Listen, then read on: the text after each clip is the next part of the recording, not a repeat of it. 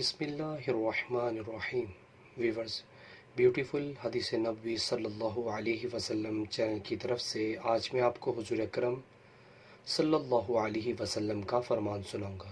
Video کو غور سے سنیں اور اس پر عمل بھی کریں۔